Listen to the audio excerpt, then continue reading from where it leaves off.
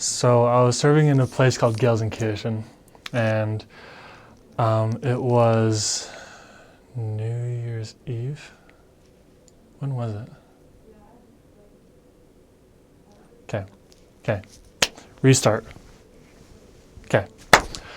I was serving in a place called Gelsenkirchen, and it was December 22nd, I believe, just a few days before Christmas. Germans celebrate, like they do all their festivities on December 24th, whereas we in America, we open presents and everything on the 25th.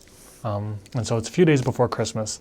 And we travel an hour north into our area to have a lesson with an investigator. And he turns out not to be home. But behind his house, we see that his mother is selling Christmas trees. And so we go back there, we're chit-chatting with her, how you doing? And she makes the comment, yeah, it's really sad when people don't have a Christmas tree. And so, for example, this one I would sell for €32. You know, it's a couple days before Christmas and I want everyone to have a Christmas tree. I would probably sell it for like €15. And my companion that I was with, he says, oh, I was just curious. He had asked about how much she was selling them for, and he said, oh, I was just curious. I don't have any money, but that's cool. And then she looks at him and she says, do you want a Christmas tree? And he says, I don't have any money.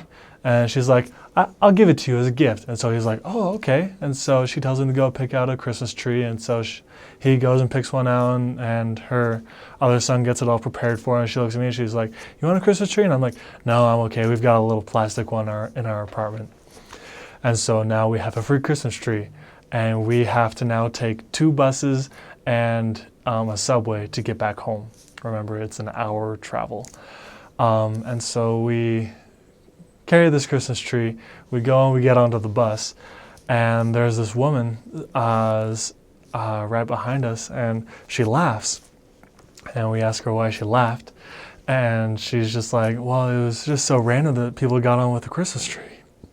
And so we start talking, and she talks about how hard the Christmas season is because nobody comes and visits her and her family, and her sons have birthdays around that time and nobody comes to visit them. It's really hard for them.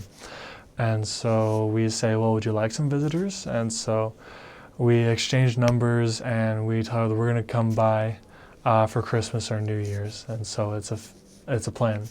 And we had also planned to take some books to a book trade where you put in books and then anyone can just come in and take books, and it's a really good way to give out Book of Mormons. But with the Christmas tree, it wouldn't be possible to do that and then make our bus connection. And she said, oh, I'm going to walk by, just give me the books and I'll take them. And so we hand her 8 copies of the Book of Mormon in like 5 different languages. And we're like, if you want one, you're welcome to have one. She's like, oh, thanks, I'd love to have one. And when we met up later, she said that she had put them in the book trade. And so continuing on with the story, we made our connection, and so we were in the middle of the bus route. There was one, and so 2 buses would come at the same time, one going north where we didn't want to go, and then one going back the way we wanted to go. We didn't look at the direction, and so we just got on the right bus number and went. And so we get distracted, like we're chit-chatting between ourselves. My companion had only been in the area for about a week, and so he didn't know where we were. And about a half hour into the ride, he says, Elder, I don't recognize where we are. And so I look up, I look around. I've been in the area for about 3 transfers, and I'm like, I don't recognize where we are either.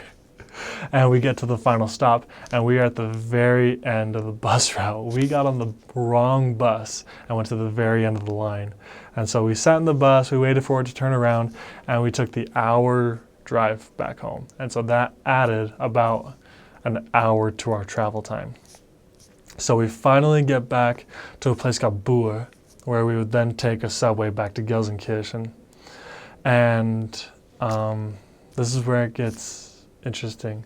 As we're sitting there waiting for our subway, one of our investigators, his name was Alexander.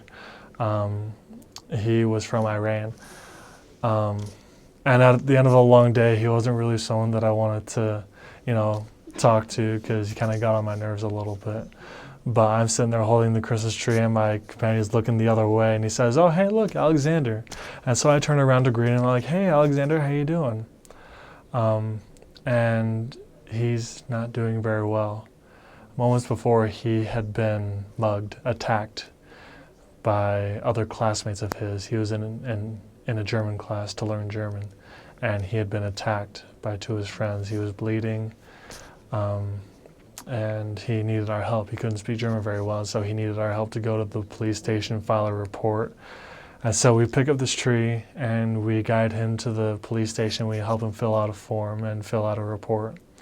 When we're done with that, the police officer tells us to take him to the hospital and get him taken care of.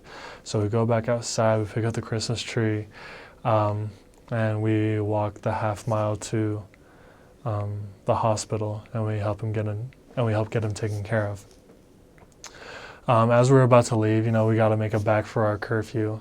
As we're about to leave, after we've gotten him all taken care of and got him admitted into the hospital, he turns to us and he says, "You guys have been teaching me for a little while now, and what's really interesting is that right before I found you guys, after I had been attacked, I said a prayer, and I said, 'God, please help me. Please send someone to help me.' And he looked up and he saw me and my companion."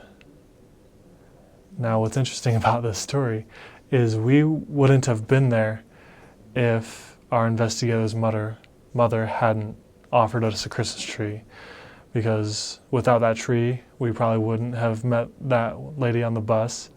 We wouldn't have been distracted and gotten on the wrong bus, which took us an extra hour to get back home. And we wouldn't have been there in the exact time that Alexander needed us most. We wouldn't have been able to answer his prayer. And so God really does answer prayers in mysterious ways, even when it means having his missionaries take an hour longer to get to where they need to be. And that's really the story that sums up my mission. That's my favorite mission story.